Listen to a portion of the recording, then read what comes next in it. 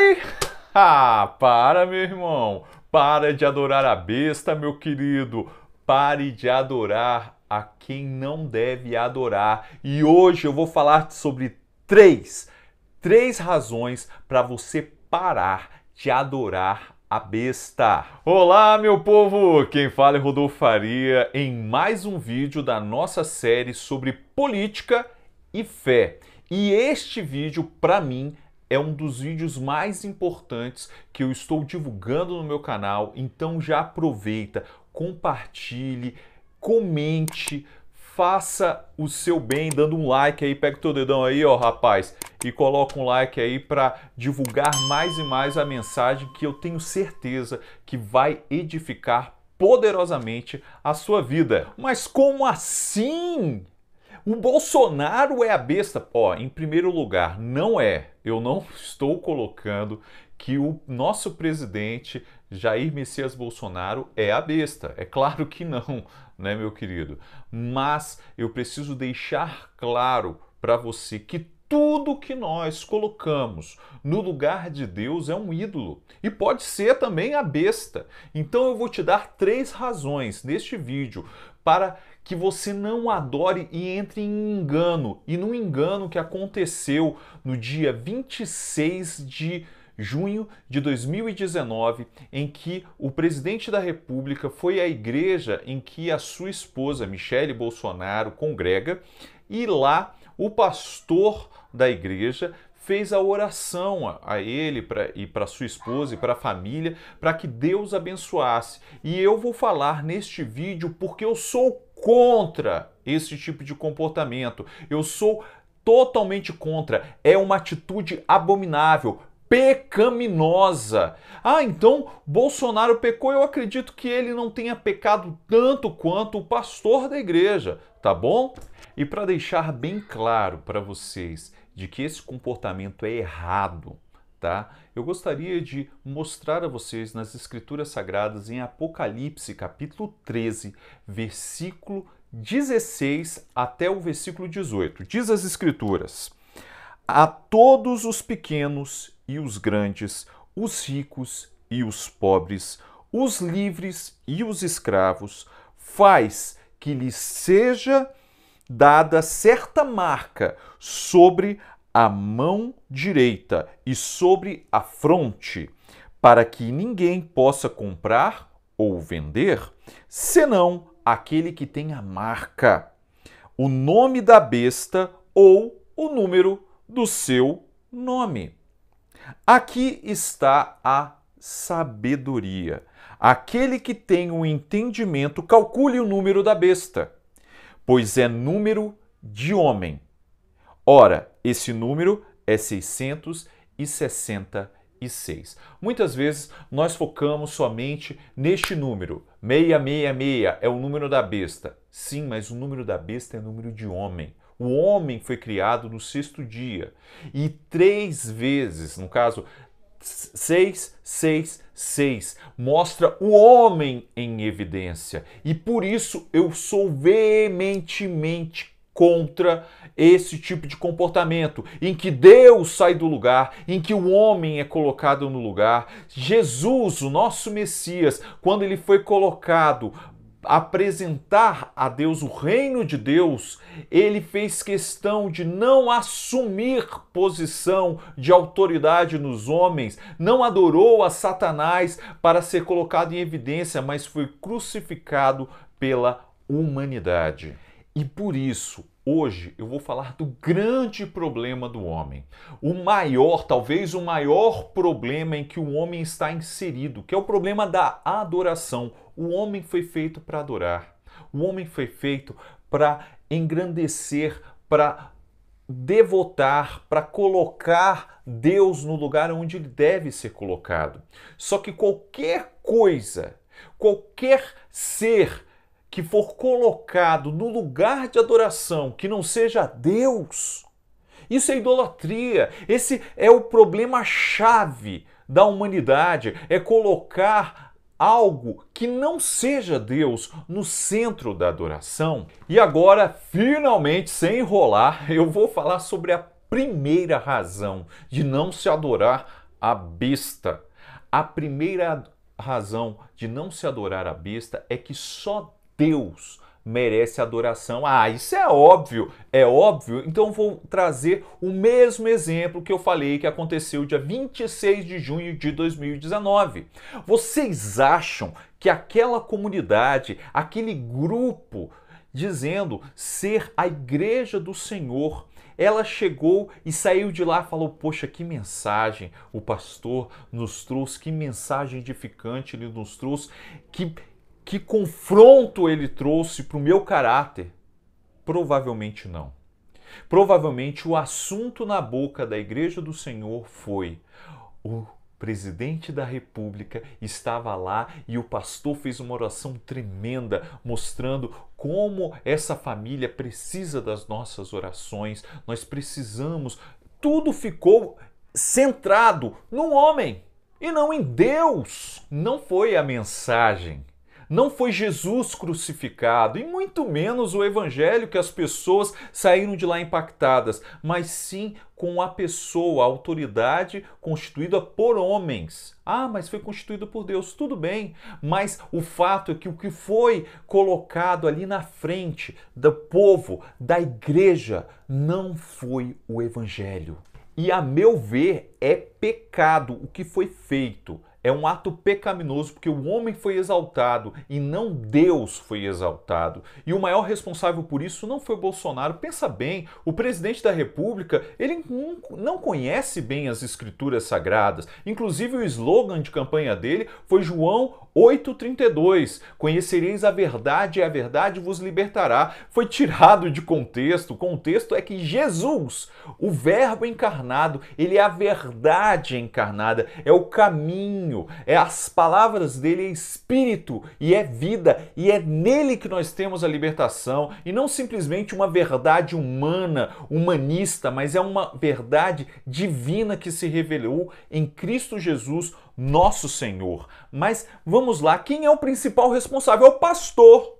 É o pastor, não o conheço, mas este pastor, ele tem sim responsabilidade quanto a isso. Mas por que ele tem a responsabilidade de mostrar às pessoas a quem se deve prestar culto? Mas ele não cultuou Bolsonaro, ele não fez isso sim, mas tirou a atenção do povo. Era um culto em que se deve prestar culto a Deus e não deslocar a atenção do povo a autoridades terrenas. E Jesus, ele foi perguntado sobre qual era o principal mandamento. Isso que vai explicar a você por que é um pecado. Ouçam as palavras de Jesus, está em Marcos, capítulo 12, versículo 28 e 30, né? Chegando um dos escribas, tendo ouvido a discussão entre eles, vendo como Jesus lhe houvera respondido bem, perguntou-lhe: qual é o principal de todos os mandamentos? Respondeu Jesus, o principal é: ouve, ó Israel, o Senhor, nosso Deus, é o único Senhor.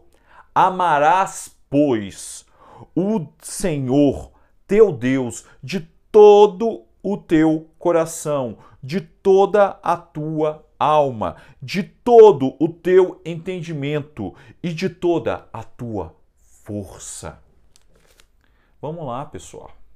A gente não precisa refletir muito. Jesus fala que o principal mandamento é adoração. O povo de Deus precisa abrir os seus ouvidos e ouvir a voz de Deus.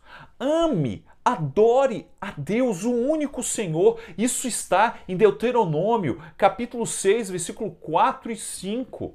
Shema Israel. Ouça, Israel, este mandamento, só a ele prestarás culto. Mas não estava se prestando culto ao político, mas tirou o entendimento, tirou o propósito do povo para aquele momento ser um momento de adoração. E nesse ponto reforço, Não era comício político, não era uma palestra motivacional, não era outra coisa, era um culto. Quem estava lá era o Israel espiritual, era o corpo de Cristo, é a noiva do Cordeiro, era este o contexto. Nós não podemos tirar o contexto, porque senão nós estamos pecando contra Deus. A segunda razão é que Jesus, ele veio proclamar o reino de Deus. Ele não veio proclamar o reino dos homens.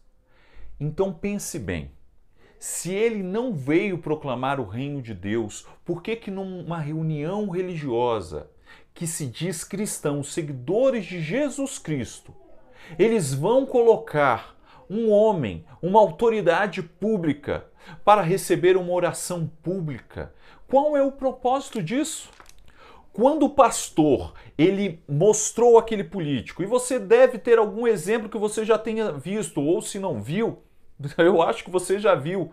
Você acredita que um pastor, um padre, um líder dentro do espiritismo ou do candomblé, ele está proporcionando, quando ele está apresentando um político para receber uma oração, ele está promovendo o reino de Deus? Ele está promovendo a glória de Deus? Ele está promovendo mais arrependimento? Ele está promovendo mais quebrantamento? Quebrantamento do homem para que Deus, Cristo Jesus, ele seja formado em nosso interior? E você acha que houve temor deste homem quando apresentou o político na frente da igreja? E se Deus tivesse se apresentado corporalmente naquele lugar? Sinceramente, você acha que Deus aprovaria esse tipo de atitude? Eu tenho certeza que não.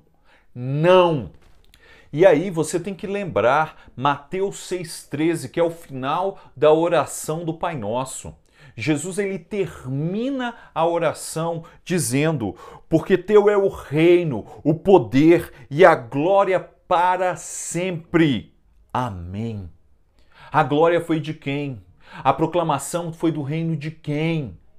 É isso, eu estou sendo repetitivo, mas é para que entre na cabeça. O centro do evangelho é o reino de Deus, não é o reino do homem.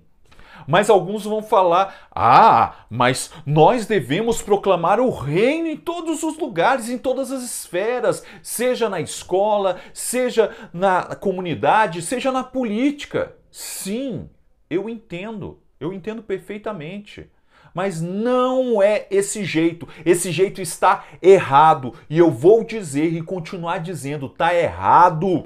E agora eu vou falar sobre a terceira razão de não adorarmos, adorarmos a besta, que não é o presidente da República, tá, pessoal? Não é ele.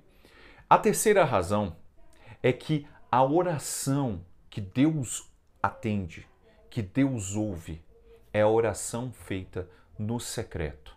É a oração em que a pessoa ela está buscando uma resposta de Deus, não uma resposta dos homens, não está confiando na resposta do homem, mas sim na resposta divina. Há muito tempo atrás eu li um livro tremendo chamado A Oração de Jesus. É um livrinho, né? Um livreto, em que ele foi escrito até no mesmo formato de um outro livro que foi best-seller chamado A Oração de Jabez, aí um outro autor escreveu A Oração de Jesus. E eu gostei muito no início do livro, em que ele traz duas chaves acerca de oração. A primeira chave que ele trouxe é que o segredo da oração é a oração no secreto, a oração em segredo. E a segunda chave, que é tremenda, é que o presente da oração é a própria oração. A maior dádiva que um homem tem quando busca o Senhor em oração é saber que Ele está ouvindo e que Ele também, além de ouvir, fala com você. Quando o presidente da República chegou num culto público de exaltação a Deus, em que ele é colocado na frente da comunidade, é claro que a atenção vai ser tirada do foco do evangelho, que é o reino de Deus. E eu gostaria de trazer agora a mensagem de Jesus sobre oração. Não sei se vocês sabem, mas Mateus 6, que traz uma das partes do Sermão da Montanha, Jesus trata sobre 3 disciplinas que deveriam ser feitas em secreto.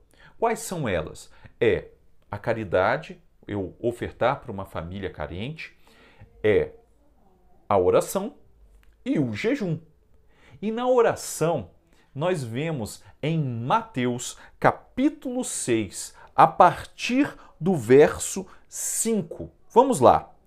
E quando orardes, não sereis como os hipócritas, porque gostam de orar em pé nas sinagogas e nos cantos das praças, para serem vistos dos homens. Em verdade, vos digo que eles já receberam a recompensa. Em verdade vos digo que eles já receberam a recompensa. Tu, porém, quando orares, entra no teu quarto e fecha a porta. Orarás a teu pai, que está em secreto. O teu pai que vê em secreto te recompensará. E orando, não useis de vãs repetições como os gentios, porque presumem que pelo seu muito falar serão ouvidos. Não vos assemelheis, pois, a eles, porque Deus, o vosso Pai, sabe o de que tendes necessidade, antes que lhe peçais. Olha, eu vou te falar, se realmente o presidente Bolsonaro, ele quer uma pessoa para orar por ele, eu tenho certeza que Deus vai ouvir mais quando ele estiver no secreto do que quando ele for num culto público. E eu falo mais, quando o pastor vê o presidente da República ajoelhado na frente da congregação para receber a oração, olha como o presidente é humilde, como ele está mostrando piedade, olha como o pastor tem autoridade sobre uma autoridade secular. Meu querido, isso não tem nada a ver com o que Deus está vendo. Deus está vendo de outra maneira, pessoal. E outra, será que o nosso presidente da República ele tem o seu tempo devocional, o seu tempo com Deus no secreto? Eu não sei da vida em particular. Deus sabe. Mas a gente precisa orar por estes homens para que tenham sabedoria, inclusive para que tenham esse momento só eles e Deus. Teve uma vez em que um pastor conhecido meu, ele disse que numa reunião de pastores, em que no início do ministério pastoral dele, só era ele e mais 5 pessoas, eram 6 pessoas e o violãozinho dele. E depois de anos se passaram, Deus abençoou o ministério deste pastor na sua cidade, a ponto de uma vez ele estar indo em direção à prefeitura da cidade, porque o prefeito pediu para que ele orasse por ele. E neste momento, quando ele chegou à prefeitura, o pai dele liga e fala: filho, onde é que você está? É que eu estou aqui na governadoria e o governador está pedindo para que você vá lá orar por ele. Aí ele chegou e falou: pai, não vai ter como, você ore por ele aí, porque eu já estou aqui na prefeitura orando pelo prefeito. Quando eu ouvi isso, eu falei: olha, num primeiro momento, glória a Deus, que bênção. Mas num segundo momento, eu refleti sobre o interesse do político. Porque a autoridade de um pastor ou de um homem de Deus não é se Deus está com ele, mas sim se um povo está o seguindo ou não. Será? Será que Deus olha para os seus homens levantados, conforme a quantidade de pessoas que estão do lado dele? Eu quero te lembrar que Jesus, quando foi preso, foi deixado sozinho e ele morreu sozinho na cruz. Nenhum dos seus discípulos estava com ele naquele momento. E ele não tinha, naquele momento, uma grande comunidade de fé. A autoridade de um homem de Deus, ela muitas vezes não é vista pelos olhos humanos. Aliás, na maioria das vezes não é vista pelos olhos humanos. E quando essas autoridades políticas chegam a um homem de Deus, eles vão pela quantidade de pessoas que seguem este homem e não a real autoridade que vem de Deus. E agora eu vou trazer um testemunho, um testemunho eclesiástico.